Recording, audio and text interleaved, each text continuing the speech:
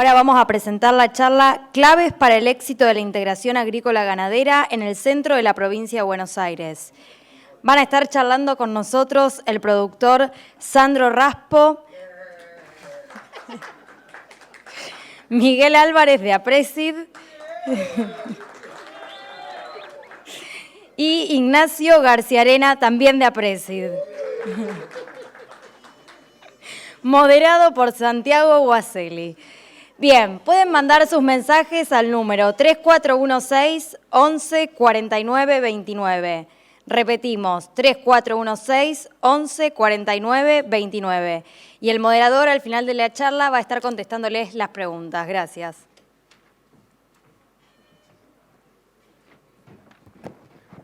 Buenas tardes a todos. Bienvenidos a otra charla del Congreso de Apresid a suelo abierto. La verdad que para mí es un orgullo presentar a los tres, pese acá los aplausos jocosos de los jóvenes, adelante. Los presento, Sandro Raspo es ingeniero agrónomo, graduado de la Universidad Nacional de La Pampa, es especialista en sistemas biointegrados, productor y asesor privado. Ignacio Garciarena es licenciado en Economía Agropecuaria, es exdirector nacional de Agricultura, actualmente gerente general de Garciarena S.A., socio de Apresid de la Regional 25 de Mayo, miembro del Comité Ejecutivo de Barbechando y profesor de Políticas Públicas Económicas en la Facultad de Ciencias Agrarias de la Universidad de Belgrano. Y Miguel Ángel Álvarez es ingeniero agrónomo de la FAUBA, presidente de la Regional de Lincoln, Gabriel Granero de Apresid, miembro del Estudio Agronómico Álvarez Simón, productor agropecuario y asesor de empresas ganaderas del noroeste de Buenos Aires. Bueno, la verdad que es súper interesante tener todo un día completo en una sala, un eje ganadero en un congreso de Apresid. Creo que es una nueva ola que se viene, la de la ganadería, principalmente en campos agrícolas, intentando aprovechar esos espacios que teníamos entre nuestros cultivos agrícolas y quién mejor que ellos tres para contarnos cómo integrar de manera eficiente la ganadería con la agricultura y hacerlo de manera rentable. Así que no les robo más tiempo, Sandro. Bueno, muchas gracias a Apresid. ¡Wow! Qué lindo esto, después de la pandemia, vernos las caras. La verdad que yo disfruto mucho. Lo que yo les quiero contar es lo que nosotros hicimos en el campo, a través de todos estos años. Bien, yo le puse este nombre a la charla, ¿agricultura y ganadería o agricultura con ganadería? ¿Por qué? Porque nosotros pensamos en empresas que tienen que tener tres ejes de sustentabilidad. Una sustentabilidad social, donde siempre haya personas en el campo. Una sustentabilidad económica y una sustentabilidad ambiental. Las tres patas para que la empresa sea próspera y se pase a través del tiempo.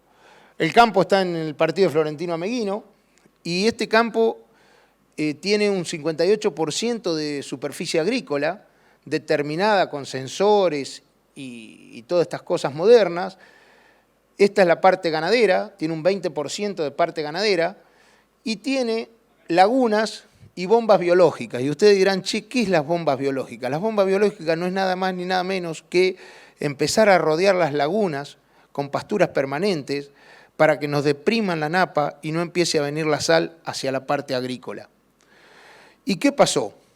Cuando vino la agriculturización, nosotros los primeros años, desde el año 96, empezamos a bajar la carga del rodeo de Hacienda y dijimos, ninguna pata en la agricultura.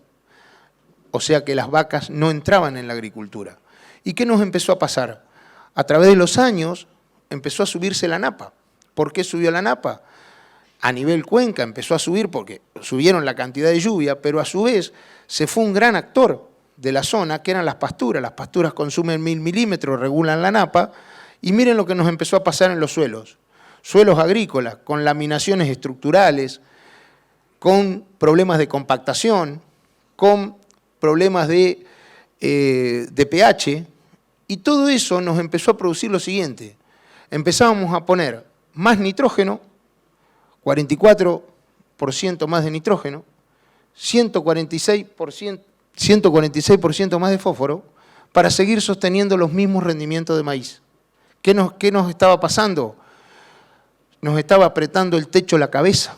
Los costos de producción eran cada vez más altos.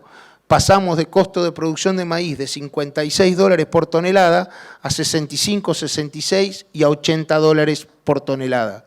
Entonces dijimos, che, me parece que vamos a tener que empezar a integrar. ¿Y cómo integramos? ¿Qué hicimos? Volvimos sobre las zonas agrícolas a poner ganadería.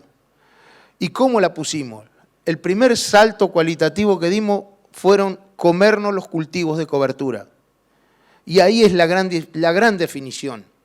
¿Son cultivos de cobertura o son coberturas pastoreables? ¿Por qué? Porque son coberturas pastoreables estas. Y acá tenemos el alimento y los clientes, de un lado y del otro lado del alambre. Y decimos, che, ¿y estas coberturas pastoreables cómo las sembramos? Y empezamos a sembrarlas con esta máquina. Y ustedes dirán, che, ¿por qué la siembran con al voleo? La sembramos al voleo porque es la manera de adelantar y de lograr tener pasto antes para poder aprovechar ese forraje y que se vuelva a recuperar esta cobertura pastoreable. Siembras presurizadas al voleo con la altina o con aviones o con las sembradoras. ¿Y qué más hacen? Che, ¿y qué más hacen? Y especies. Y la primera especie que sembramos en el año 2005 para comernos con las vacas fue una avena. Y después nos dimos cuenta que el centeno era mejor. Y después nos dimos cuenta que teníamos otro jugador, que era la avena estrigosa. Y dijimos, y armamos el gran partido y lo sembramos todos juntos, y ahí fue cuando empezamos a tener ventajas. ¿Por qué? Porque cada especie tiene su etapa fenológica cuando entra a la hacienda. Entonces, si nosotros nos comemos, por ejemplo, un tritical y un poquito de más, avena estrigosa no está tan desarrollada. Cuando saqué los animales en agosto, la avena estrigosa explotó y me volvió a recuperar el forraje. Otra de las cosas que aprendimos es lo siguiente, densidades. El Tommy Baigorria me enseñó que con 165 plantas de gramínea por metro cuadrado yo controlo malezas en cultivos de cobertura. Pero yo dije, no, vamos a poner más plantas para lograr antes el índice de área foliar óptimo y de esa manera tenemos mayor cantidad de forraje disponible. Esto conlleva que el 70% de lo que se ve arriba, el 70% está abajo y en raíces. Y es clave en las coberturas pastoreables la producción de raíces para el sistema, para tener el suelo vivo la mayor cantidad del tiempo posible. Por ese motivo es que usamos entre 250 y 300 plantas por metro cuadrado. Otra de las cosas que le prestamos mucha atención es a esto, la fertilización. Y es un momento clave cuando nosotros queremos reponer fósforo en los cultivos de cobertura o en las coberturas pastoreables. Y a esas coberturas pastoreables las tenemos que potenciar con nitrógeno. ¿Cuánto nitrógeno? Y el gordo Álvarez ha medido que con 25 kilos de N está bien. Y ahí podemos producir una buena cantidad de forraje y una buena cantidad de raíces. Y esto es lo clave, el pastoreo. El pastoreo de las coberturas pastoreables, demostrado en un estudio hecho por la doctora Injal, nos muestra que nosotros no podemos consumir más del 50% del forraje disponible. ¿Y por qué?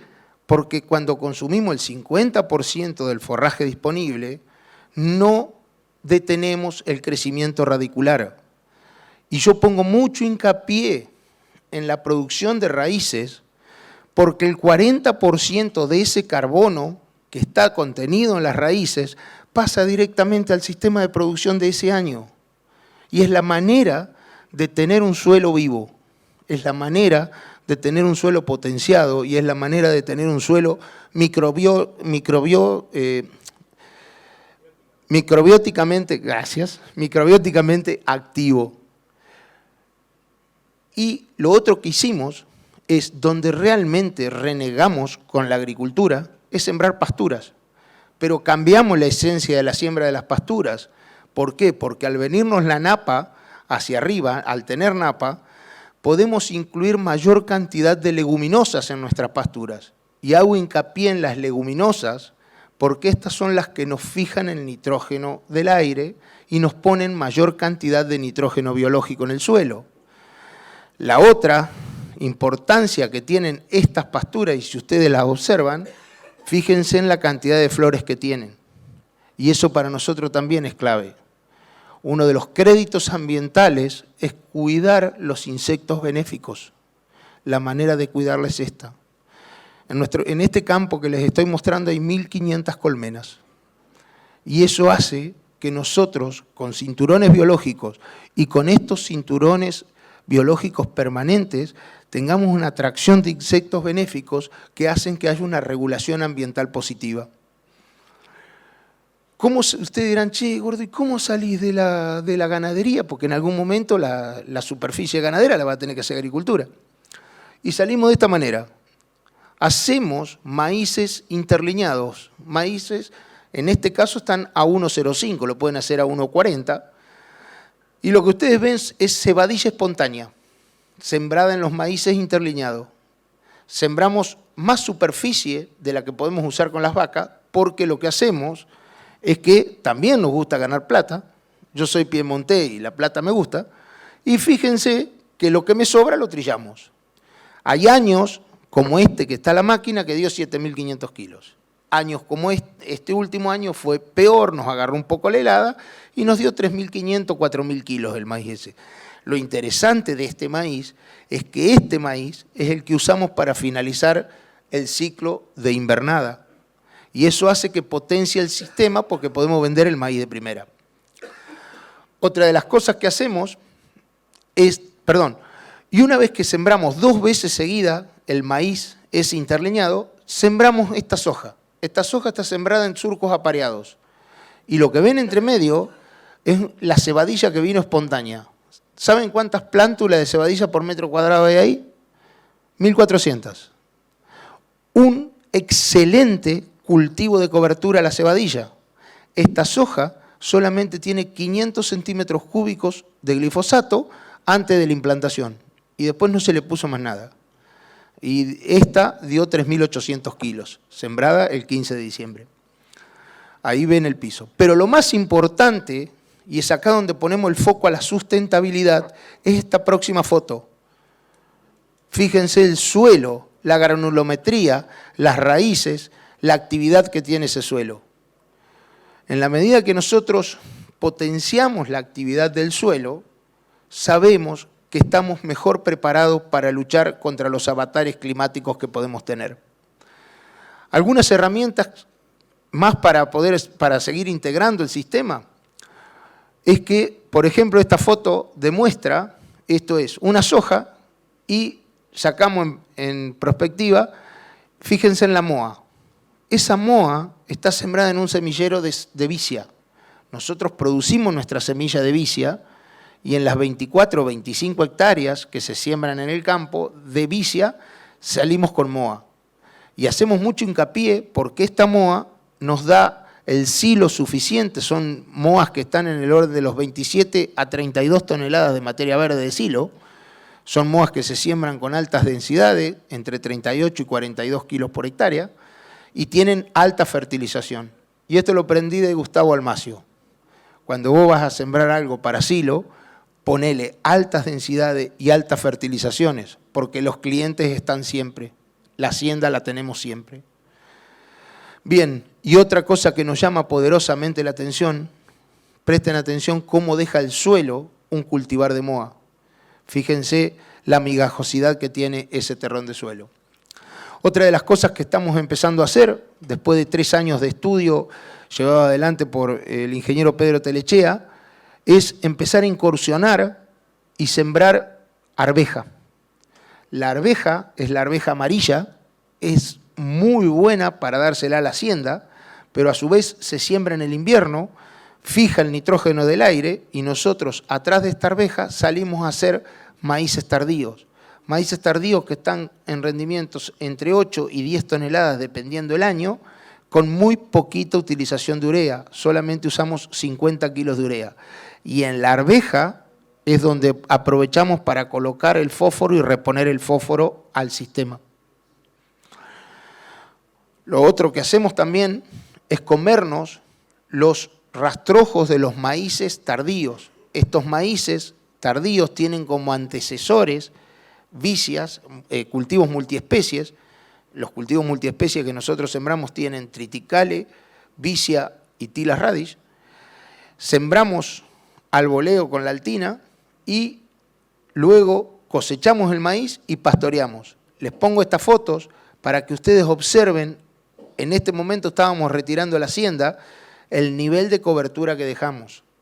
Es importante no desproteger el suelo. El suelo es un ser vivo que siempre necesita un poncho. Otra de las fotos, y esta última foto demuestra la vida que tiene el suelo. Pueden observar una planta de vicia, una de triticale, una bosta llena de grano con una recirculación de nutriente importante.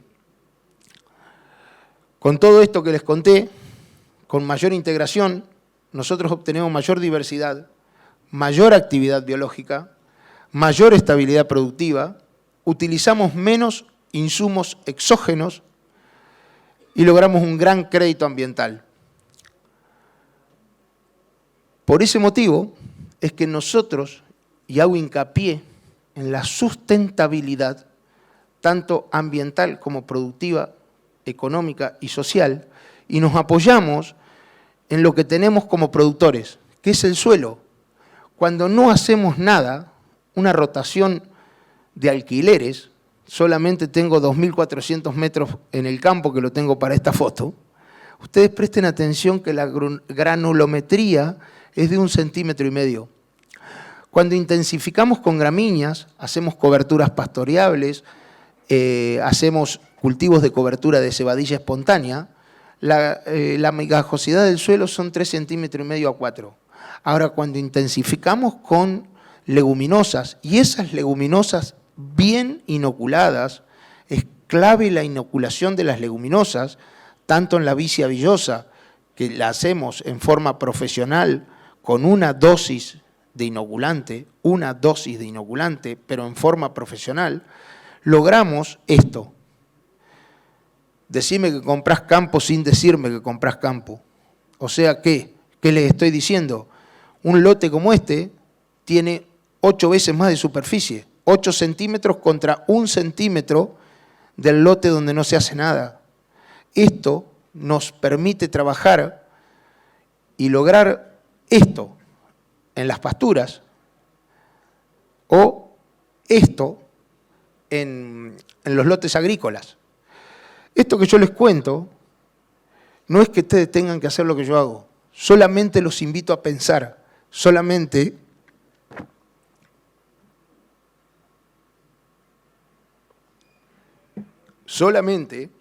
los invito hoy a saltar afuera de la caja.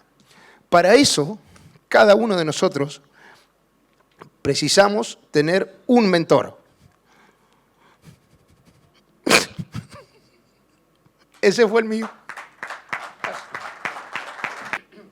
Bueno, interesante porque todos los conceptos que Sandro, me ahorraste un montón, la verdad, porque muchísimos conceptos que vos vertiste son los que aplicamos en Cruz de Guerra.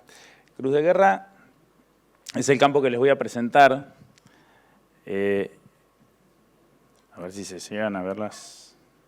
Bueno, Cruz de Guerra es un campo de 8.900 hectáreas en el partido 25 de mayo.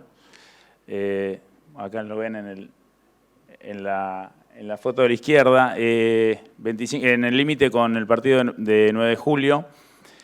Es un campo típicamente de la zona, quebrado, con suelos arenosos, particularmente de la serie Norumbega. La serie Norumbega son suelos profundos, arenosos, con escaso desarrollo de aptitud agrícola, que se encuentran en un paisaje como el que se encuentra en el paisaje cordobés, es decir, son campos muy quebrados, y fíjense la filmina de la derecha, la foto de la derecha, donde verdaderamente, bueno, es lo que estamos acostumbrados nosotros, pero son campos que son muy recortados y campos típicos para hacer producción mixta. Y lo que le voy a contar va un poco en retroceso a lo que los contó Sandro, porque Sandro les contó una situación en la cual pasó de agricultura y fue recuperando y viendo las virtudes de la ganadería comenzó a implantar pasturas y con un planteo ganadero como el que nos contaba. La historia nuestra es al revés. ¿Por qué al revés? Porque históricamente la empresa familiar viene de un esquema más ganadero. De hecho, hacemos ganadería hace 150 años en esos campos. En los últimos años hemos empezado a intensificar la agricultura y encontrar a partir de manejos intensivos agrícolas una escala distinta, una situación distinta a la que nos contaba Sandro. Por eso digo que es el camino inverso de alguna manera el que estamos haciendo. Pero no desesperen porque no voy a rebatir lo que dijo Sandro, sino que al revés. Van a ver cómo se complementa. Bueno, esto de alguna manera cuenta la historia de lluvias de los últimos 90 años en Cruz de Guerra. Y puse tantos gráficos y tantas información, porque después me copé con esto y armamos un hilo de Twitter que algunos lo habrán visto. Pero con esto quiero significar que la historia de las lluvias en la zona, y que esto se ve reflejado en toda la pampa húmeda, es bastante variable. El gráfico de la derecha en naranja lo que hace es resumir los últimos 12 meses de lluvias y con eso nos demuestran los años de excesos hídricos y los años de efectos hídricos. Y la tendencia de la barra celeste, como ven como las lluvias de las últimas décadas empieza a caer. ¿Qué significa? Que así como Sandro contaba el cuidado que hay que tener con los excesos hídricos, entiendo y entendemos nosotros que los sistemas productivos deben ser suficientemente sólidos como para no solamente atender los años de excesos hídricos, como también a una tendencia que se viene dando y que puede suceder también, de que tengamos años con escasez y el uso y el manejo del agua de esa esponja que absorbe, que llamamos suelo, es fundamental.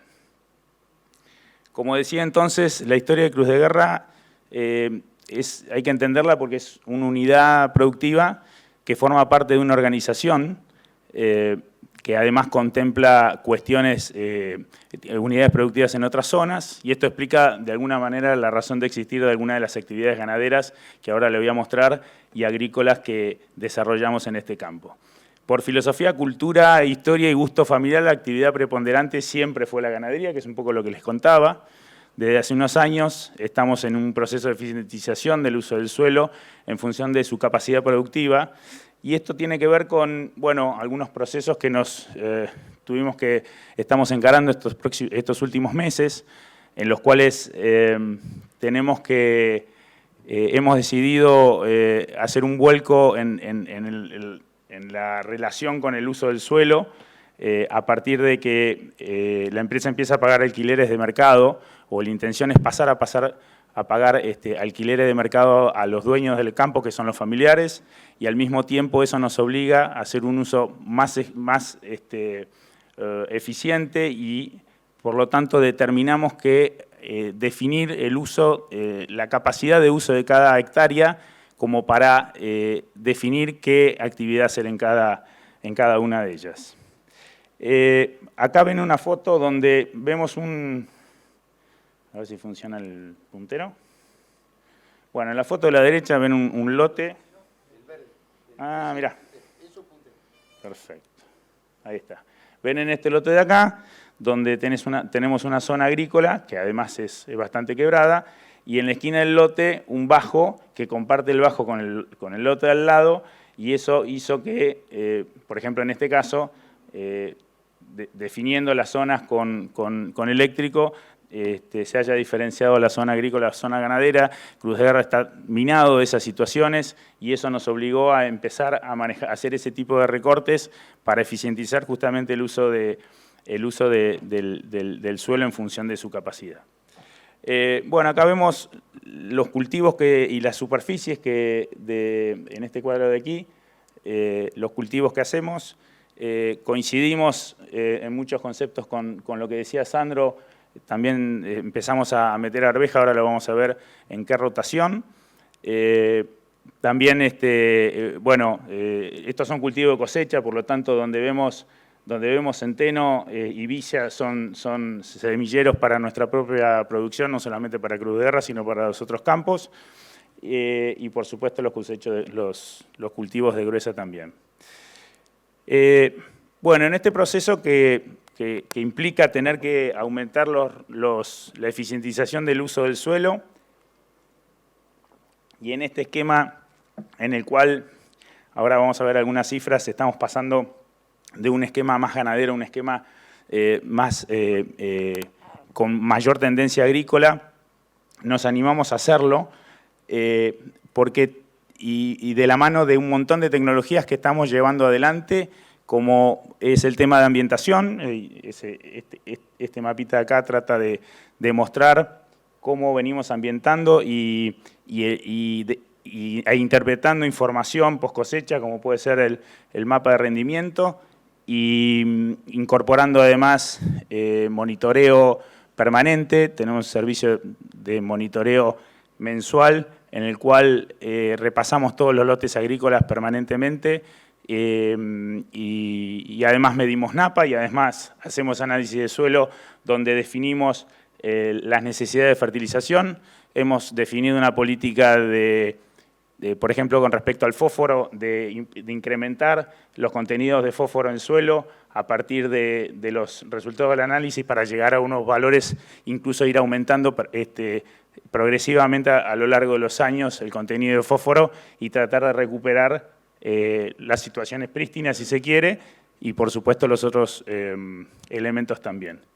Bueno, los rendimientos de los últimos años nos dan un poco la evolución de los rendimientos, nos dan la pauta de que tenemos cómo, digamos que con tecnología acorde a la actualidad que tienen y el manejo que tenemos de esas tecnologías, podemos aumentar los rindes y mantenerlos incluso, aumentar la agricultura sin poner en riesgo los rendimientos potenciales del campo. Acá podemos ver un poco los planteos de rotación que estamos llevando. Son 3 esquemas distintos, pero que de alguna manera avalan esa intensificación que planteamos. Fíjense que aquí entrarían también algunos pastoreos de los coberturas, como es el caso del primer renglón, donde un centeno boleado antecede a una soja de primera. Luego trigo soja, una vicia también boleada, antecesora de un maíz temprano. O sea, son conceptos, fíjense, que son los mismos que planteaba Sandro, así que no lo voy a repetir. Aprovecho la excelente explicación que él hizo. La segunda arranca de un trigo soja luego una arveja, que es excelente, y lo mismo que decía Sandro, como antecesor a un maíz tardío, un maíz de segunda le llamamos nosotros. Trigo soja, otro centeno que boleado o con avión o con altina, estamos probando de las dos maneras, y previo es un maíz.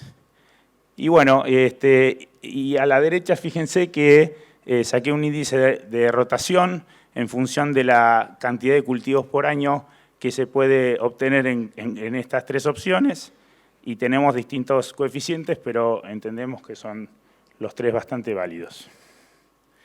Con respecto a ganadería, en este mismo campo, ahí está la zona de feedlots vista desde arriba, son 7 corrales donde hacemos la terminación en 90 días.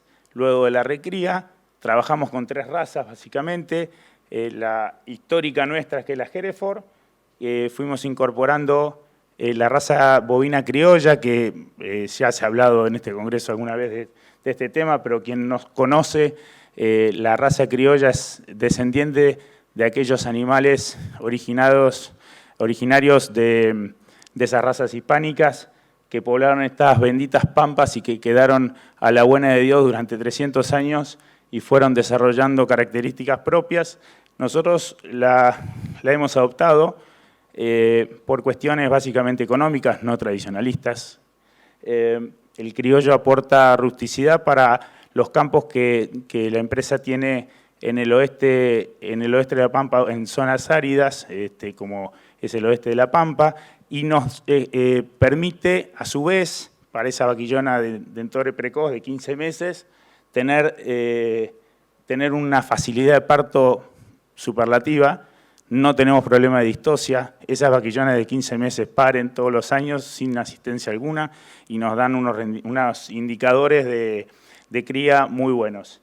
Y ahora les voy a mostrar también cómo esa vaca, ahí tenemos la vaca pura, ¿no es cierto?, con la cruza que, además de tener pampa, es Aberdeen colorado que le mostraba en la anterior. Obtenemos un novillo como en la foto de abajo, donde el promedio, por ejemplo, de las ventas del año pasado tuvieron al momento de la venta un promedio de 390 kilos y obtuvieron esos precios que ven ahí. Hacemos una destete en otoño y una recría durante el siguiente invierno y una terminación de 90 días, teniendo una edad promedio entre 19 y 20 meses. Estos son, bueno, de alguna manera algunos indicadores de engorde de cruz de guerra y de cría, que quería destacar el porcentaje de parición, fíjese, está medio chiquito, pero ronda entre el 90 y el 95% de parición, que un poco explica estos beneficios de la raza criolla que nos da a nosotros esa posibilidad de obtener indicadores interesantes. Bueno, dicho todo esto, entiendo que tenemos un montón de desafíos, estamos en permanente cambio y ajuste del sistema productivo, tanto en Cruz de Guerra como en las demás unidades productivas de la empresa, y entendemos que sistematizando el terreno, esto que decía, en función de la capacidad productiva de los suelos, nos va a llevar a buenas conclusiones. Creo que tenemos que crecer mucho en lo que es intensificación y eficiencia de los pastoreos, tanto de la recría como de los rodeos de vacas. Entiendo que esto ya más una autocrítica, tenemos que medir más. Somos muy buenos midiendo en agricultura y no somos tan buenos midiendo los números ganaderos, y eso me lo anoto como un deber y es un desafío para nuestra organización. Y intensificar sí la capacitación de personal. Yo entiendo que eso, si bien son cuestiones duras, hacen también a las habilidades blandas de la gente, y entiendo que eso agregaría un montón de valor. Ya hemos hecho algunas capacitaciones en distintas cuestiones para los operarios, y creo que eso es un punto para mejorar y que nos va a dar un agregado de valor enorme. Y obviamente estabilizando y aumentando los rindes agrícolas, que es un objetivo permanente que tenemos en vista. Así que bueno, quería contarles un poco estos pasos que estamos dando en un campo como es el nuestro ahí en 25, pero que de alguna manera creo que si bien vamos en un sentido contrario a lo que puede ser la tendencia de las charlas que venimos viendo hoy a la tarde acá en esta sala, yo creo que también es válido siempre y cuando seamos capaces de aprovechar las tecnologías que hoy la agricultura, y que lo vemos todos los días en APRESID, y participar de las regionales, de la regional tanto en La Pampa, porque nosotros participamos de la regional 25 de mayo como la regional La Pampa, nos aporta muchísimo como para poder ser cada vez más eficientes. Nada más, muchas gracias.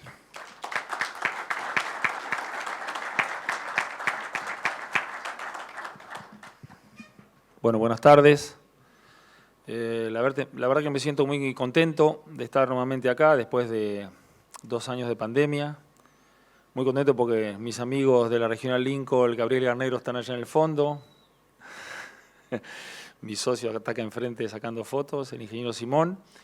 Y acá en la primer fila a la izquierda me hace acordar a las palabras que dijo Napoleón cuando invadió Egipto. Soldados, desde la cima de esas pirámides, 4 siglos os contemplan. No serán 4 siglos, pero por ahí andamos. Bueno, yo voy a hablar más de intensificación del manejo de suelos ganaderos, porque en realidad los suelos en los que trabajamos nosotros son poco agrícolas. Hay algo de agricultura, y ya vamos a ver para qué, pero básicamente vamos a trabajar en los suelos. Este es el puntero, ¿no? Sí. bueno, muchos colegas andan en estos suelos, pero a los que dedicamos nosotros, estos son mucho más divertidos, y en la zona donde trabajamos, que es el noroeste de la provincia de Buenos Aires, donde está la regional Lincoln, significa el 40% de la superficie, y no es menor. Son suelos de clase 4, 6 y 7. Lo importante cuando uno empieza a trabajar en estos suelos, y los campos a los cuales vamos son básicamente suelos ganaderos de cría con algo de recría, es establecer el tipo de suelo con el cual estamos trabajando. O sea, los mejores que tenemos son apludoles taptonátricos, después los natracuoles, los natralboles y finalmente en las partes más complicadas los natracualf. Identificar el tipo de suelo, identificar el ambiente, su peligro de encharcamiento y bueno, y si son complejos, qué parte de cada uno tiene. En cada una de esas situaciones nos podemos encontrar, esto es como una hoja de ruta de lo que vamos a ir viendo. Este es el último gráfico, creo que cuadro que les muestro, después son todas fotos. ¿Qué recurso forrajero encontramos en cada uno de ellos? Y cuáles son las alternativas de mejoramiento que podemos realizar en cada uno de ellos, y en algunos encontramos sí que la agricultura nos da una mano para intensificar el manejo ganadero. Empezamos por los mejorcitos, que son los apludoles taptonátricos. Para los que no lo conocen, el apludol es el suelo típico del oeste de la provincia de Buenos Aires, los suelos franco-arenosos, bien fértiles, pero estos tienen un suelo tapto, es decir, un suelo enterrado, un horizonte enterrado de otra formación geológica, masivo, sin estructura, y en este caso con sodio, ya que eso limita el desarrollo de las raíces y la producción. ¿Qué nos podemos encontrar en un apludol taptonátrico?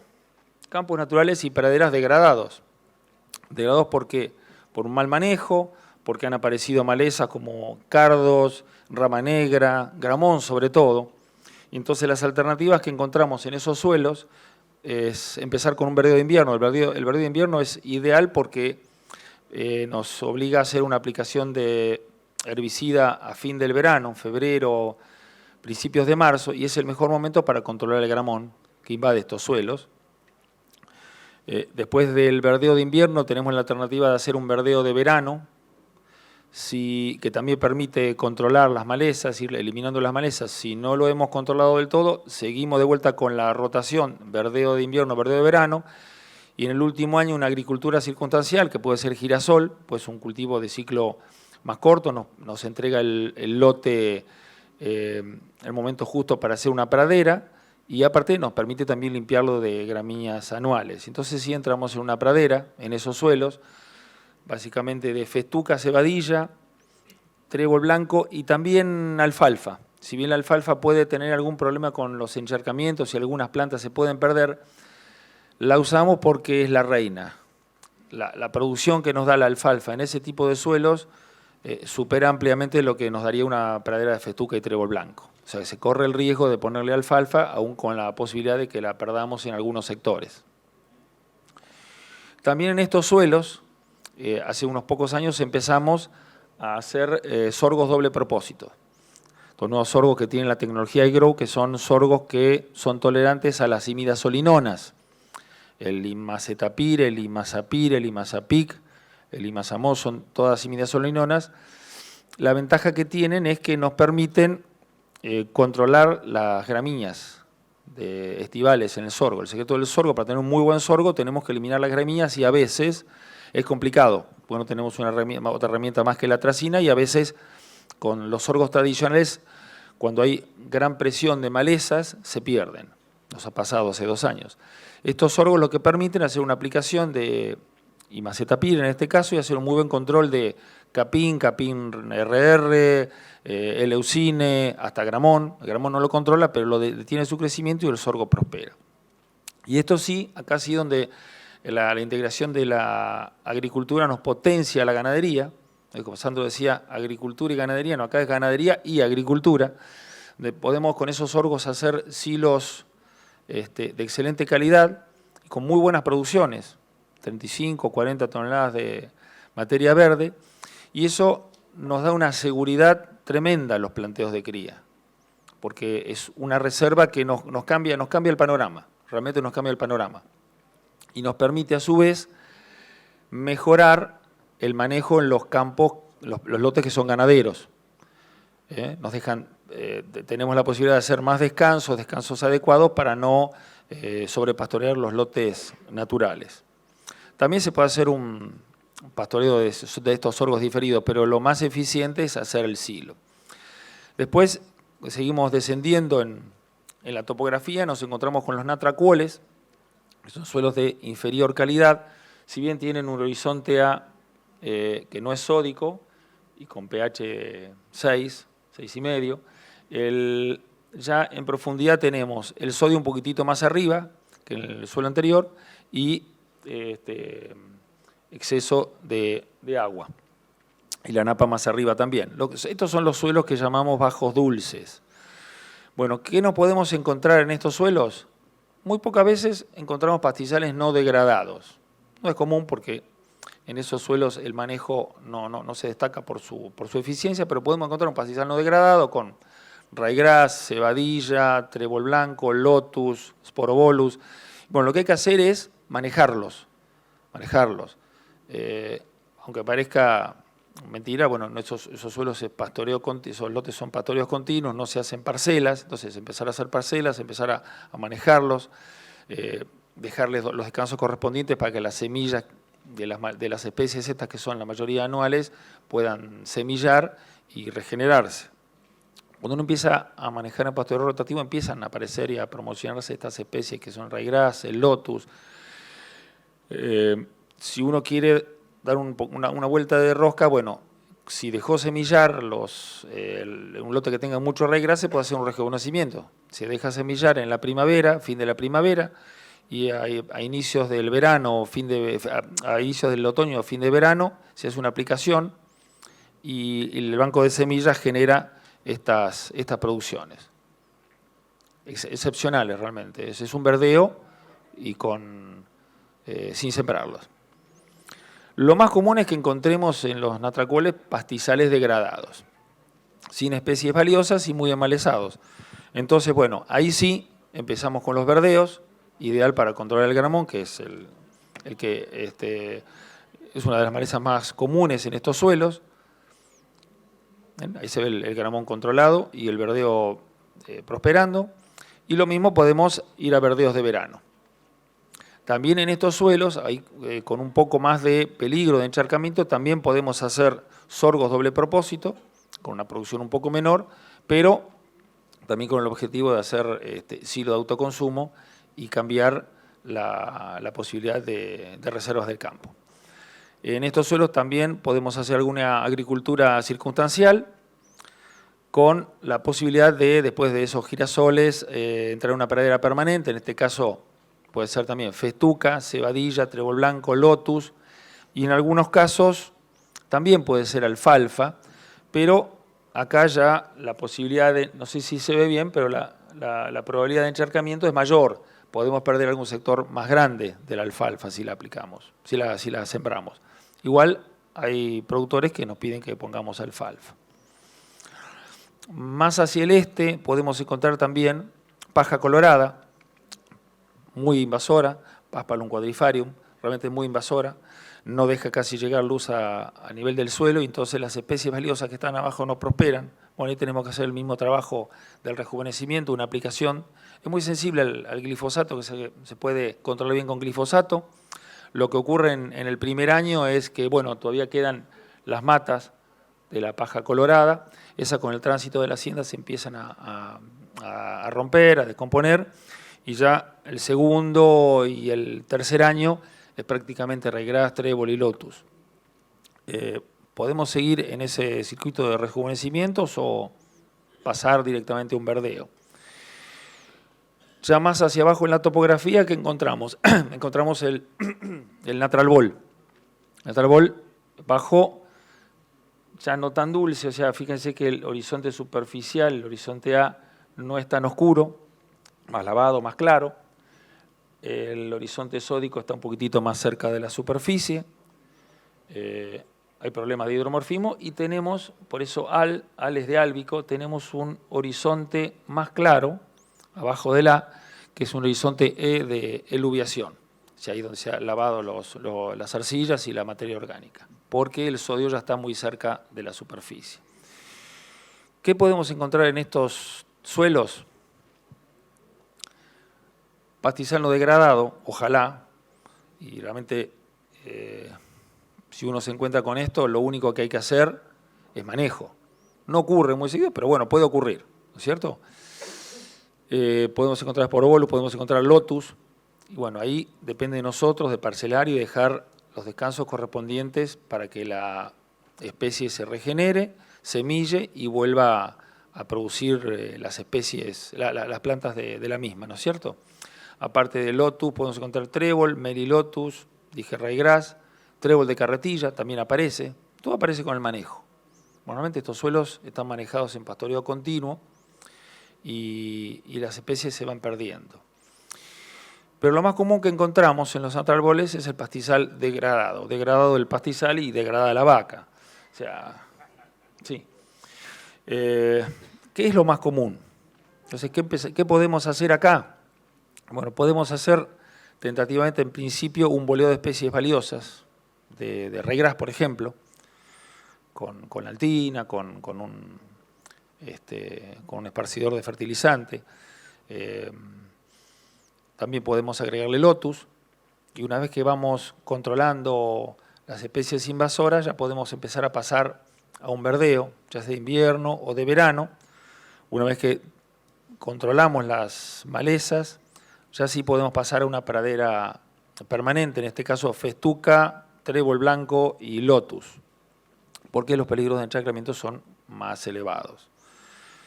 Y bueno, llegamos al sótano. Estos son los Natraqualf. No hay horizonte A prácticamente, el video se ha perdido porque el sodio y la sal están en superficie. Entonces, es poquito con lo que podemos trabajar acá. Y en estos Natraqualf, que hay una gran proporción de ellos, podemos encontrar tres situaciones. Pero podemos encontrar tres situaciones. Pelo de chancho, peladales o blanquizales y los espartos. De mejor a menor, ¿no es cierto? Bueno, si encontramos pelo de chancho, es bueno, porque tenemos cobertura, tenemos algo de vegetación. Eso es bueno. Y bueno, ahí empezamos con algunos productores a... ¿Cómo vamos con el tiempo? ¿Vamos bien, no? Perfecto, bien, vamos bien. Aparte, vos me diste 5 minutos más, que no los tomaste. ¿Qué hacemos con esto? Y bueno, nos empiezan a ocurrir algunas cosas que uno tiene que ayudar a pensar. Es decir, labores, un subsolador. En realidad, con esto no vamos a solucionar el problema genético que tiene ese suelo. Sin embargo, a veces no te hacen caso y lo prueban, ¿no? Pero este efecto que se supone que hace el subsolador en la primera lluvia desaparece. Pues a otro que se le ocurre hacer un disco, entonces disqueamos el pelo de chancho y sembramos una pastura. Pero nos olvidamos que estos suelos tienen una estructura muy frágil, muy frágil. Entonces sembramos la pastura y se plancha, se encostra. Después aparecieron algunos que nos dijeron, bueno, pero hay otra cosa, existen las megatérmicas. ¿Se acuerdan? Hace 10 años más o menos, la grama Rhodes. Funcionó bien, realmente funcionó muy bien. Fíjense que el desarrollo era muy bueno de estas especies. Incluso con los estolones cubría los sectores más complicados de los lotes. Lo que no nos dijeron es que se helaba y se perdía. O sea que duró un año la alegría. Entonces, después de pensar todo eso, digo, bueno, ¿qué hacemos? Y manejo. El viejo y querido manejo. Empezamos de vuelta. Estos suelos son muy frágiles, pero son generosos si los tratamos bien. Ahora, si le tenemos la pata de la vaca arriba todo el año, sí, claro, no hay nada. Pero si los empezamos a dividir de a poquito, con parcelas no muy chicas, pero parcelarlos, dándoles descanso, y dejar que el tapiz se regenere, empiezan a aparecer especies. No muchas, pero empiezan a aparecer. Por ejemplo, Melilotus. Melilotus mejora mucho la calidad del pelo de chancho, del disticlis. Fíjese que aparece, dejándolo trabajar al suelo. El suelo, como decía el ingeniero Quiroga, ¿no? Me decía, vos andá al lote, apagá la camioneta, apagá la radio y dejá que el lote te hable. Y es así realmente. Vos viendo lo que pasa, viendo el lote, te das cuenta qué es lo que tenés que hacer. Estos últimos años, ya con algún productor un poco más ansioso, en esos sectores empezamos a probar con anuales. ¿Por qué anuales? Porque las anuales tienen menor riesgo de pérdida. Si lo perdemos por encharcamiento, bueno, perdimos un anual, no perdimos una pastura. Este es el caso este año, en un pelo de chancho, que ahí se ve una siembra de cebada. Se lo conté al ingeniero Miguel Taboada, no sé si lo conocen, especialista en este tipo de suelo, me dice, bueno, medile la producción de pasto. Entonces le medí el primer corte, 1.140 kilos de materia seca, el segundo 800, casi 2.000 kilos de materia seca en 4 meses. Cuando el pelo de chancho, ¿cuánto produce un pelo de chancho? 2.800, 3.000 en todo el año. O sea que realmente es un salto muy importante. Y lo que me decía Miguel Taboada también es que fijemos que esto lo que hace es aportar algo de materia orgánica en superficie y cubre. Muy importante. Esta es una foto que sacamos hace una semana con vos, Joaquín. Un año que llovió muy poco, hace 3 meses que no llueve. Y ahí está. También otra alternativa, con un poquitito más de ansiedad, es probar en esos suelos los sorgos, hacer un sorgo forrajero. Siempre es mejor hacer un cultivo invernal porque tiene menor consumo de agua. Es el que mejor se comporta en este tipo de situaciones porque en el invierno normalmente no hay tanto ascenso capilar. Pero bueno, si queremos hacer algo en el verano, y que podemos hacer un sorgo forrajero, estos sorgos que permiten usar imidazolinona, lo que nos permite es controlar el pelo de chancho, porque si no, no hay forma de sembrar un sorgo forrajero dentro de un pelo de chancho. Por supuesto que no es un super sorgo forrajero, pero bueno, es más que el pelo de chancho. Fíjense esta, ¿la conocen? Salicornia. Y ahí está el sorgo. Hay que tener coraje, ¿eh? Bueno, y ese es el sorgo. O sea, no es un super sorgo, pero es mucho mejor de lo que había. Siempre tenemos la posibilidad de que ocurra algún encharcamiento y perdamos algo, o la gran mayoría, pero bueno. Después, un día hablando con Cristian Álvarez, que él habló de esto ayer, las siembras en esos suelos que a veces se planchan, se encostran. Y dice, ¿por qué no probás con el surco? Estamos haciendo siembra en surco abierto. Entonces me acordé que hace 10 años, más o menos, otro amigo de la Regional Lincoln, el ingeniero Guillermo Marrón, nos enseñó no sé si está Raúl por allá atrás, se va a acordar, nos enseñó a sembrar pasturas.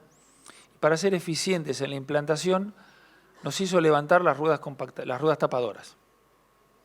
Entonces, la semilla viene en el fondo del surco con la coleta de castor tapada con milímetros de tierra. Y realmente es mucho mejor regular la profundidad sin las ruedas tapadoras.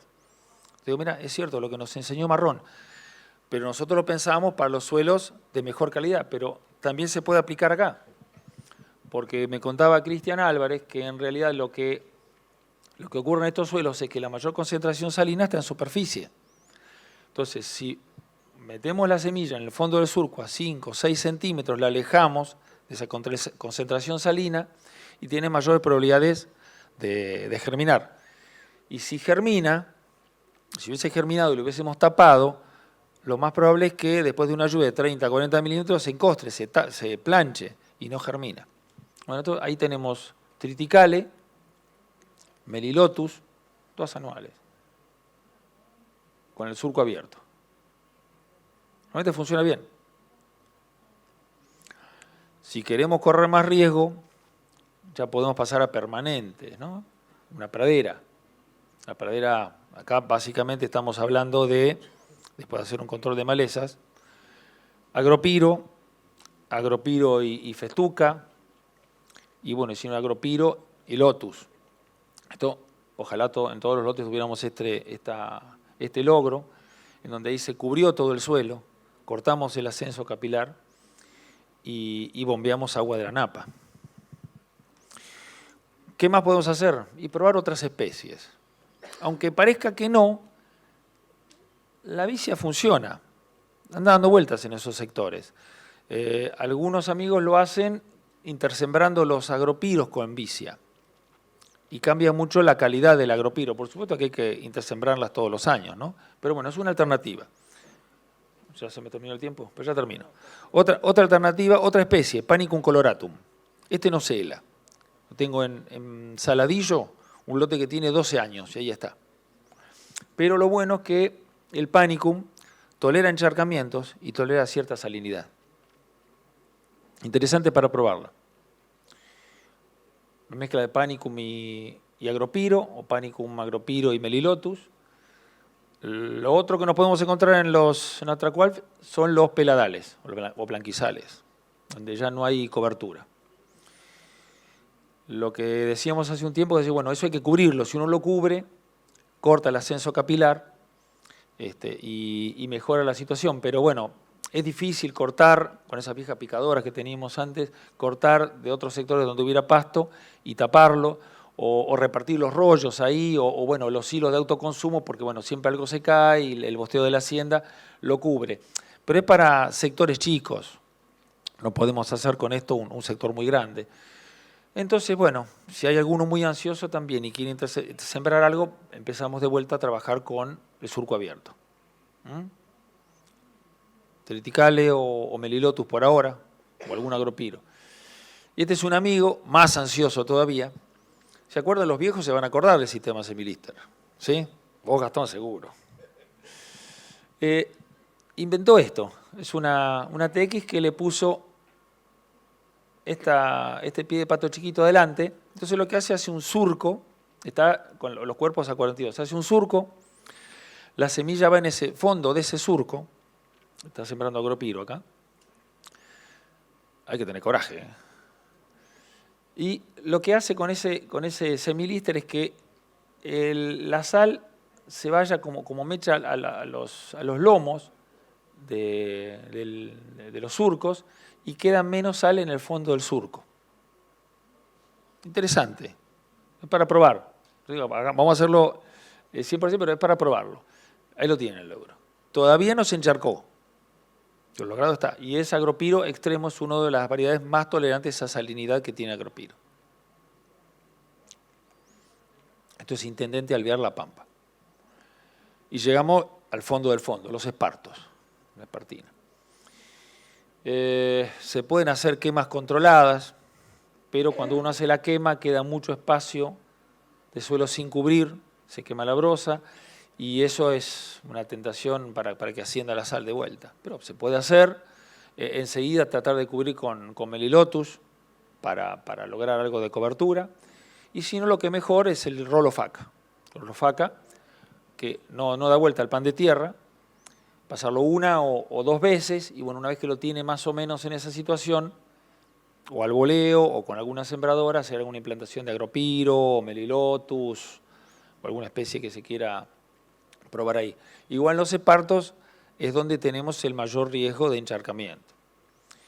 Fíjense acá, es esparto a la izquierda y en este lado se hizo una quema controlada. Fíjense donde se pasó el disco para controlar la quema, prácticamente no nació el verdeo. Eso es un verdeo. Y esta yo la llamo recuerdos del futuro. O sea, nunca, por algo está el caracol ahí.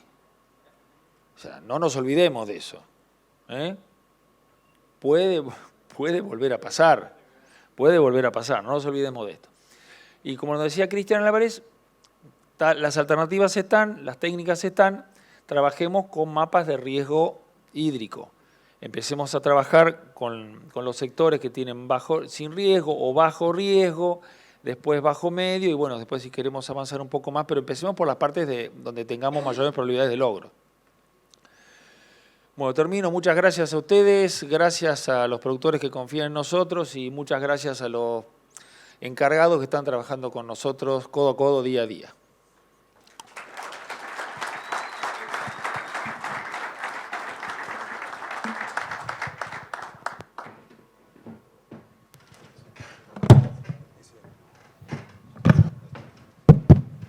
Bueno, muchas gracias a los tres por las presentaciones, la verdad que súper interesantes. ambientes contrastantes, sistemas diferentes, pero todos integrando ganadería de una manera u otra y haciendo agricultura para complementar la ganadería. Arranco por orden, primero para Sandro. Si puedes ampliar un poquito la salida de esa pastura con los maíces, y la pregunta en real era sobre por qué la soja con los surcos apareados. Pero por ahí estaría bueno que la amplíes toda la salida esa. No, o sea, son pasturas degradadas, se siembra el maíz interlineado, le llamamos, que es a 1,05 m o a 1,40 m si la máquina está a 70. Repetimos 2 veces para limpiar el lote y después sembramos la cebadilla, sembramos la soja con surcos apareados para dar luz y que vuelva a venir la cebadilla, y así hacemos soja, ahí sí después hacemos maíz tardío y volvemos a regenerar siempre la cebadilla. Este es un concepto que lo sacamos de lo que eran los campos del mañana de Fabián Tomazoni. Hace muchos años él nos enseñó los rejuvenecimientos, entonces, ¿por qué no mezclar el rejuvenecimiento con la agricultura? Y ese rejuvenecimiento pasa a cumplir la función de un cultivo de cobertura, un cultivo de servicio. Buenísimo, gracias. Nacho, para vos. Ahí hablaste de recomponer fósforo en el campo, tema súper interesante. ¿Cómo están pensando? Si lo piensan hacer con una aplicación completa o ir recomponiendo año a año. La idea es, a medida que... No, se hace con las siembras de trigo, no se hace todos los años en todas las superficies, sino se va reponiendo, un poco en función de los resultados de análisis de fósforo, tratar de llegar a un nivel de nutriente que permita tener una estabilidad. Pero no se hace todos los años, se hace básicamente con la siembra de trigo. Bien, perfecto. Para Miguel, seguimos con temas nutricionales. Ahí en alguna de las, no está especificado, pero en uno de los suelos, creo que es el segundo que describiste, en las pequeñas superficies agrícolas describiste que hacían silos de maíz. ¿Cómo están, silo de sorgo? ¿Cómo están pensando la reposición nutricional en esos lugares que probablemente que reciben varios, me imagino que varias veces ese sorgo para hacer silo? ¿Cómo resolvés la nutrición de esos lotes para no agotarlos, básicamente? No se repite, pues son suelos bastante frágiles, entonces tratamos de no repetir. Donde se hace un silo, el silo de sorgo te entrega el lote más tarde, no se puede hacer un verdeo, pero puede salir a un trigo, y el silo del año siguiente se hace en otro lote. No se repite un silo de sorgo en esos ambientes, si bien se fertiliza, ¿no es cierto? Lo fertilizamos con 70, 60 kilos de MAP y 180, 200 de urea, pero no se repite el silo en el mismo lote donde se hizo, no sería conveniente. Perfecto, esa era un poco la idea de la pregunta, gracias. Sandro, otra con respecto ahí, no es puntualmente del tema de integración, pero sí, por ahí sí.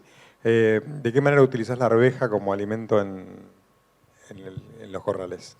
La mezclamos con maíz al 10%. Nosotros, nuestros corrales son muy sencillos, no eficientes, pero sencillos. Usamos maíz y concentrado proteico y estamos reemplazando arveja por el concentrado proteico. El costo de producción de la arveja está en el orden de los $130, $120, y el concentrado proteico está en el orden de los $500 la tonelada. Entonces tratamos de bajar un poco el costo de producción de los corrales. Buenísimo. Termina siendo al final una integración agrícola ganadera. Está buena la respuesta. Nacho, ahí hay una que, esta es mía. Vi en una de las rotaciones planteadas un centeno que decía pastorear con un signo de pregunta. ¿Por qué no lo pastorearías? No, sí. Y porque atrás, la sucesión era un maíz. Sí. Pensando un poco en la dinámica del nitrógeno en un centeno sin pastorearlo, que por ahí te lo entrega muy encañado. No, correcto, no. Lo que responde ese signo de pregunta porque está en etapa de evaluación.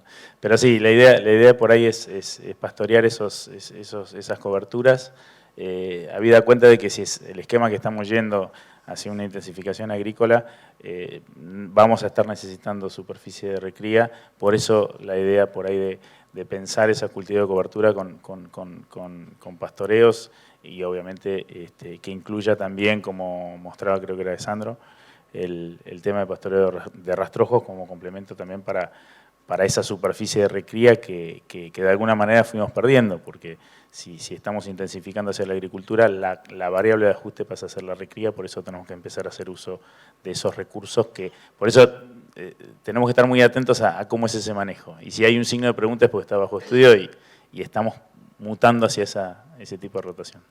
Buenísimo. Y Miguel, te hago otra voz con respecto a los verdeos implantados en ambientes así tan frágiles y también por ahí las promos, estaría bueno incluirlas, manejo nutricional que están haciendo, si la están fertilizando o no, las recomendaciones.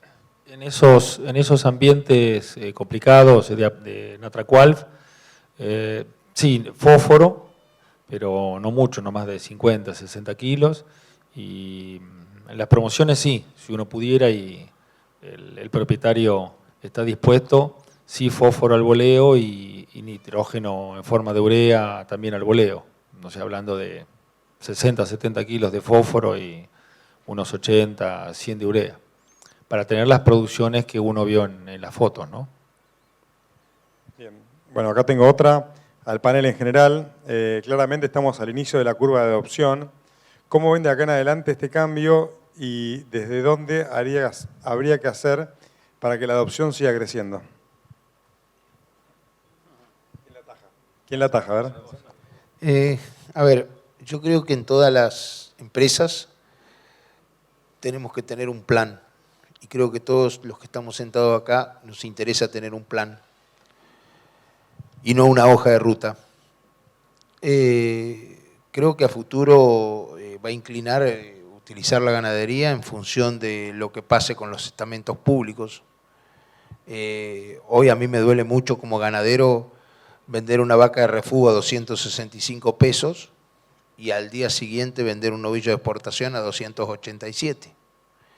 En la medida de que los estamentos públicos tomen conciencia del efecto que tiene la complementación de la ganadería en los sistemas agrícolas y que se puede potenciar y donde eso va a llevar a que podamos tener que mandar menos dólares afuera en los festivales de importación que ellos creen, vamos a empezar a potenciar y vamos a empezar a tener mayor cantidad de divisas dentro del país.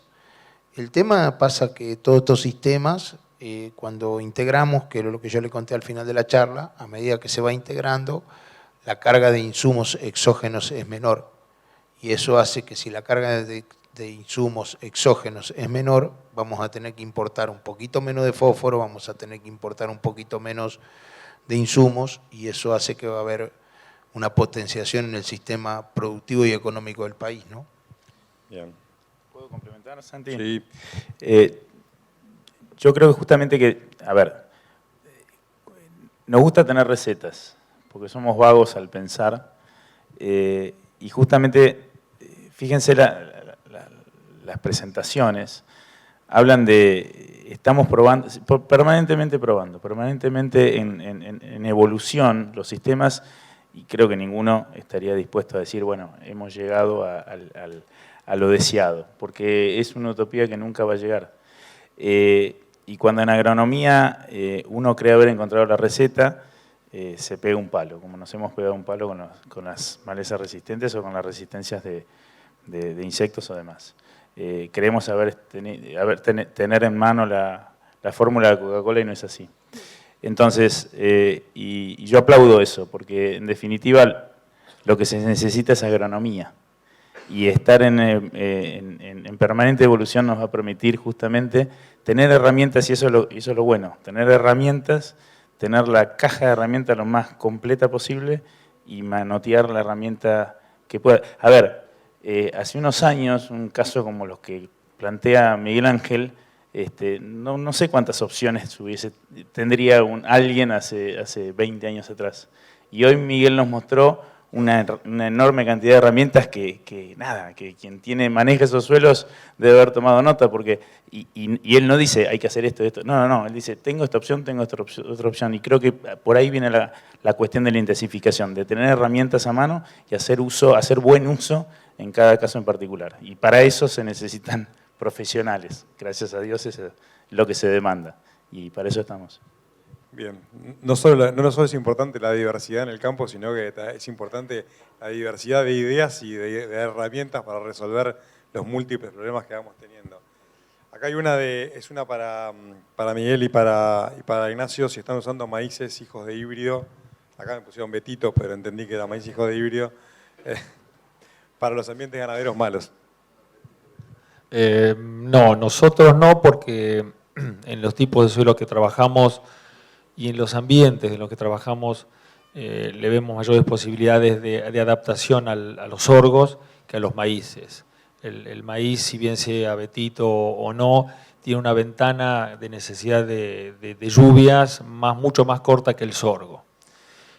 Por eso usamos sorgos, pero no sé en tus ambientes. No, acá en 25 claramente no, pero voy a responder y me voy a ir de la región. Sí, en algún momento dado los usábamos en San Luis para maíces de pastoreo, con la idea de sembrar maíces baratos. Después mutamos a hacer maíces de primera para esos maíces de pastoreo, y ahora ni siquiera usamos maíces de pastoreo. Directamente consideramos que lo más eficiente es el maíz grano, en todo caso un manejo distinto. Pero ya no estamos ni siquiera haciendo maíces de pastoreo. Bien, bueno, gracias. Por ahí seguramente la pregunta, en otras zonas sí se usan, sudeste de Buenos Aires, nosotros ya seguimos usando bastante, Cuenca del Salado, suelos un poco por ahí mejores, tenemos la posibilidad de seguir haciendo ese tipo de intervenciones con maíces, sobre todo para aprovechar el RR y controlar malezas. Acá hay otra para Miguel, entiendo que no dice que es para él. Respecto a la siembra con surcos abiertos, ¿a qué profundidad ponen la semilla? Y te hago dos en una. Que en alguna foto veían surcos con gramíneas y otros solo con leguminosas. ¿Cuál es el motivo? La profundidad más o menos unos 5 o 6 centímetros, como dije, para alejar la semilla de la mayor concentración salina que es en la superficie. Y bueno, como dijiste vos, Santiago, estamos probando, pero básicamente en esos tipos de ambientes, triticale o cebada, y estamos probando con Melilotus, por ahí habría que probar, ponerle algo de vicia, algo de lotus, pero estamos probándolo. Lo que está probado es Melilotus, triticale y cebada, pero no significa que no se puedan probar otras especies. Buenísimo. Hay 1000 preguntas, así que los voy a matar. No, para Miguel, en lotes con pH alto, ¿qué sigue después de sorgo IG si no tienen problemas de residualidad? Y sí, es un problema. La tecnología IG es espectacular, pero hay que usarla con cuidado, porque es una imidazolinona y la estamos usando en suelos que en esos casos, en los suelos en donde lo utilizamos, aploidoltaptonátrico, en el horizonte superficial no tenemos pH alcalino, pero si uno se va un poquitito más abajo, por ejemplo en los suelos natralboles y uno quiere hacer o hasta un natracual con pelo de chancho, si quiere hacer un sorgo forrajero, bueno, uno puede aplicar imacetapir, por ejemplo pivot, no más de 1 litro y nada más, o sea, porque con un pH alcalino puede quedar mucho más tiempo, le cuesta mucho más la degradación al producto. Y en los suelos en donde hacemos los hilos son los mejores. Entonces, la rotación del silo, que normalmente lo está entregando fin de abril, mayo, uno podría ir, porque ahí en ese caso se usó pivot, se usó en noviembre, o sea, uno podría ir a un trigo, en ese tipo de suelos, o a un girasol, y bueno, después de ahí sí a pastura, porque arriba de un silo de sorgo de granífero no nos dan los tiempos para hacer una buena pastura. No sé si contesté la pregunta o... Sí. Perfecto. Una para Sandro. ¿Cómo ves la masificación de estas tecnologías en campos alquilados? Y acá hay más una expresión de catarsis. Parece una utopía, nos fundimos en una política a largo plazo y apoyo del Estado. Pero, ¿cómo lo ves y qué opinás? Creo que contestaste al principio algo, pero si querés, amplíala.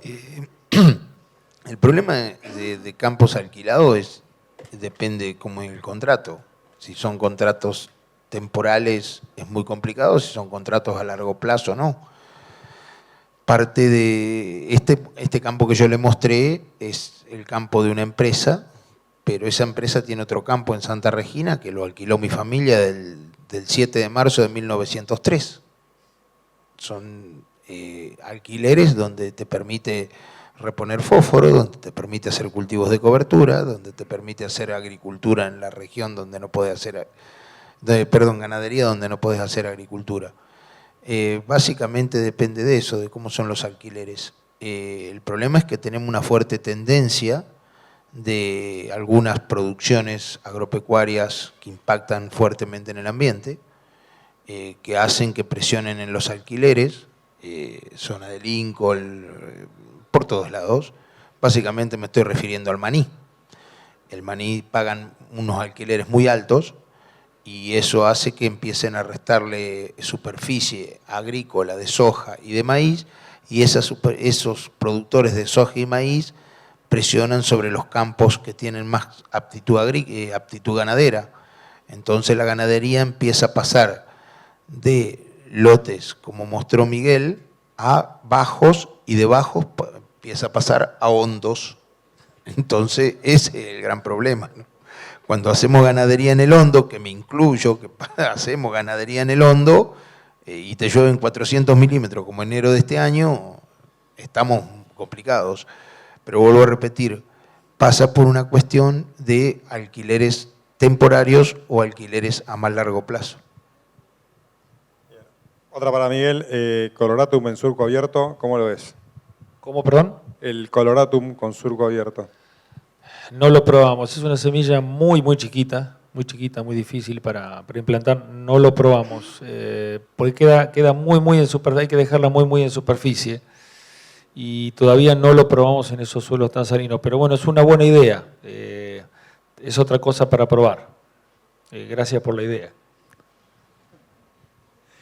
Una más para la caja de herramientas. No, una herramienta más para la caja de herramientas, digo. No, otra para Sandro. ¿Qué tal tu experiencia con los silajes de MOA? Si hay buena respuesta animal y se justifican las altas dosis de fertilización. Es una salida. Lo que pasa que a mí me parece lo importante es no tener un silo de... Nosotros en el campo hacemos silo de cebada, silo de maíz y silo de MOA. Tratamos de diversificar los tipos de silo. El silo de MOA tiene un poquito más de calidad que maíz. Nosotros básicamente lo usamos para la vaca de cría, no lo usamos para la recría, sí usamos de recría el silo de cebada, y me parece interesante porque el costo de producción es más barato que maíz, bastante más barato que maíz. Imagínense que un maíz para silo estamos hablando de casi $200 por hectárea de semilla, y de MOA estamos hablando de $70, y pelea muy bien con la maleza y te entrega el lote muy limpio, muy lindo, y la producción es alta, no es despreciable la producción de MOA. Yo uso una MOA en especial, que es la Narainta, es espectacular, así que yo voy a seguir usando, no te digo, pero 20, 25 hectáreas por año de MOA hacemos. Bueno, te tienen de hijo, Sandro, otra para vos. ¿Cómo suplementarías el aporte de fósforo exógeno para depender menos de insumos? ¿Cómo suplantarías el aporte de fósforo exógeno para depender menos de los insumos? Y ahora te voy a contar. No, el tema es el siguiente. Nosotros en este campo que yo les mostré, reponemos fósforo del año 2003. La reposición de fósforo en la agricultura se hace de acuerdo al ambiente. Nosotros tenemos 3 ambientes. El ambiente de alto potencial de rendimiento se manejan con 33 kilos de fósforo elemento, el de medio potencial 25 kilos y el de bajo potencial 12 kilos de fósforo elemento. Así se reponen. ¿Qué nos pasó? Del 2003 hasta ahora hemos boleado en manto variable. En el 2007 empezamos a hacerlo variable. Y nos hemos encontrado con lo siguiente. Entre 0 y 5 estamos teniendo entre 80 y 100 partes por millón de fósforo. Entre 5 y 20 estamos teniendo 4. O sea, la distribución de ese fósforo en manto es mala. Lo que estamos haciendo es empezar a traspolar algo de tecnología americana en el sentido de que estamos plantando el fósforo variable para sembrar el maíz y la soja 52, y sobre el mismo mapa que plantamos el fósforo variable vamos a sembrar el maíz y la soja. ¿Por qué sembramos el fósforo variable así? Porque lo estamos poniendo a 6-7 centímetros de profundidad. Si vos me preguntás ¿por qué hacemos esto? Empezamos a trabajar, ¿por qué? Porque queremos ver si podemos bajar la concentración de fósforo que utilizamos. Creemos que en los suelos donde tenemos una alta carga microbiológica, como nuestros suelos, poniéndole menos cantidad de fósforo, vamos a poder potenciar la caja esa que nos habla Luis Wall. Luis dice que las bacterias se ponen vagas si nosotros le ponemos los fertilizantes sintéticos, pero las bacterias se potencian si nosotros le damos pequeños pulsos de comida. Entonces lo que hemos iniciado un trabajo este año de fertilización en profundidad de fósforo, y ya tenemos las macroparcelas hechas donde vamos a sembrar maíz y soja. La idea que tenemos es, vía la microbiología del suelo, vía la potenciación de esa microbiología con el aporte de nitrógeno biológico que nos dan las leguminosas, que nos pasen el fósforo orgánico. Nosotros fósforo orgánico estamos teniendo entre 400 y 700 partes por millón, que ese fósforo orgánico lo pongan disponible para las plantas. El día que podamos lograr eso, trabajando en eso, y lo podamos lograr, creo que va a ser uno de los grandes saltos cualitativos de nuestro sistema de producción. Bueno, buenísimo. Me voy a poner de pie para... dale. Me siento de vuelta. No, te robo un minuto nomás, que me olvidé de decirlo. El mentor del que hablaba Sandro es mi querido amigo Gabriel Garnero, que falleció en noviembre del 2019. Él era miembro de la regional Lincoln de APRESID. Bueno, y a partir de ese momento le pusimos el nombre de él, por eso nos llamamos Lincoln Regional Lincoln Gabriel Garnero. Y les pido un aplauso en homenaje a él, que tantas veces estuvo acá arriba acompañándonos.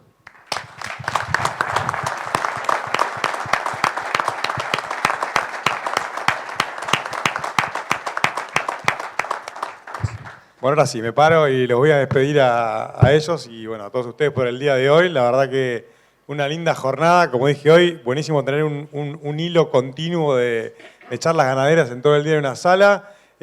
Mucho para pensar, muchas herramientas para llevarnos en la caja para casa y empezar a probar en cada uno de los ambientes. Y bueno, apostemos por la integración agrícola ganadera, que creo que es parte del camino de la diversificación de nuestros sistemas agrícolas, ganaderos, que es lo que nos va a permitir darle sustentabilidad al futuro de la producción de alimentos.